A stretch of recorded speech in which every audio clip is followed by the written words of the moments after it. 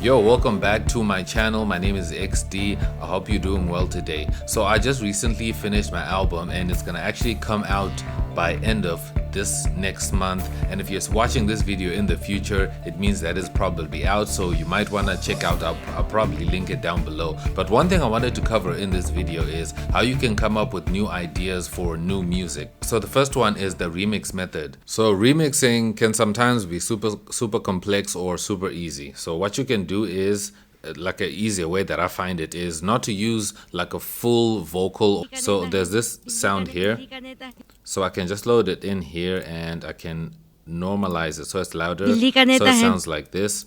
And then what I can do is I can send it to a mixer track like that, and what I can do is throw in some reverb. I can throw in some lux verb on it, right?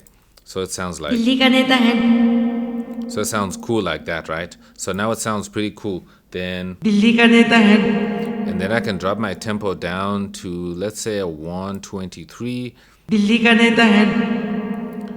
I think that sounds cool. And then I can drop it there and I can put it into song mode. So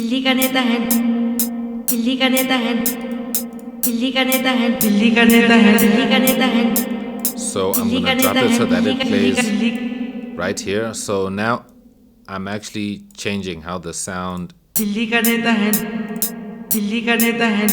can see the pitch is down. And then now after this I can throw in let's say a GMS like this. So I'm gonna look for a bass preset that's gonna work here.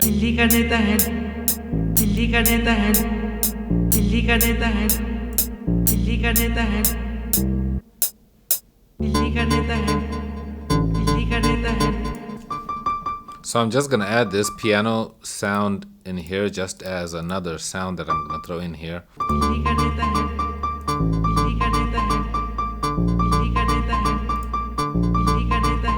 And I'm gonna send this sound to a mixer track and also throw in a lux verb again.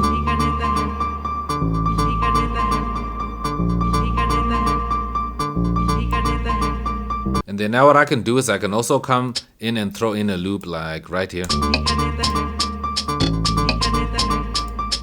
And I can also throw a clap in.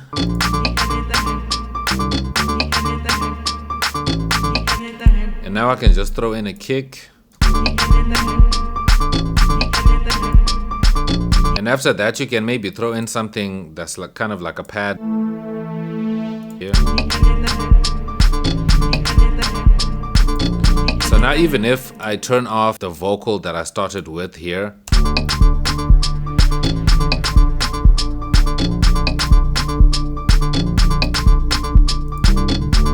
it's still sounding like a track. So that's what I meant when I said that you can use the remix method. So this is basically the remix method. So I just used this vocal here to kind of create a starting point of an idea of where I wanted to go, and then I made something. I made all of this using that as inspiration to then make something that sounds super nice and super dope, but I can still come back and turn that on. And even if it doesn't make sense, like it's not fitting correctly, but I just know that it's something that I'm gonna turn off anyway. The next thing is to use loops. Like I have a loop right here with some chords that sound like this. So we're gonna use this one, right? So what you can do here is you can throw on a wave candy, right? You can throw on a wave candy, and then you can come here to presets and then switch the presets and pick this one called wine, right? So you can even right click like that and pick this one called wine here. You can see it's showing a piano right there, right? So if I start playing this chord progression here, you start to see it showing the chords right here. So you can see the notes right here, right? And I can stop, and then I can open wave candy, and then you can also freeze like that, right? So you can actually freeze it, and then you can see the notes, and then all you just have to do now is just throw in maybe an FL keys, and then go into your piano roll, and then just start copying these notes, right? So you just copy, so you just make sure that you see what notes these are. So this is a C, so then you just, put up a C, and then the next one is an E, then you just go to an E, and then you just put in that note, and you just start filling them in with using this guide of these chords. So it's basically just showing you the chords of this chord progression. So all you just have to do is just copy that. It's simple to do. If you have any type of music that you like, that you want to take inspiration from and take some chords from, and see how you can flip them and turn it into your own. So I use loops all the time. A lot of producers use loops. Like, I'm not gonna lie, loops are not a new thing, but that's something that also helps me. Even with my album that I recently finished, I sometimes had to use loops when I needed new ideas, because I do play everything here on the keyboard, and I do try and compose my own original ideas most of the time, but sometimes I just don't have the ideas, are just not coming out. So sometimes when you use loops, it's a really good idea where you can find a loop of a like a chord progression, or a loop of something that just sounds good, that it instantly sparks an idea. Okay, so now I have a chord progression that sounds like this. It's a nice simple chord progression, right?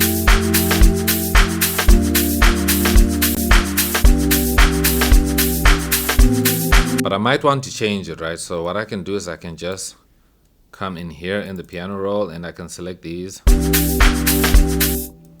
and I can shorten these, and then I can pick this chord here, and then I can shorten it as well, and then I can bring it back like that.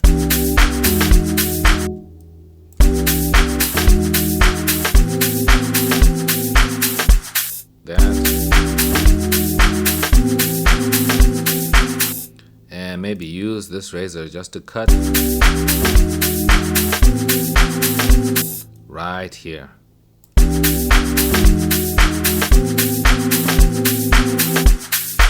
And then I can delete the other chords.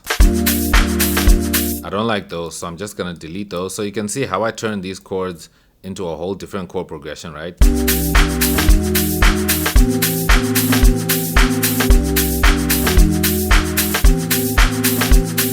And then now I can add in a bass line.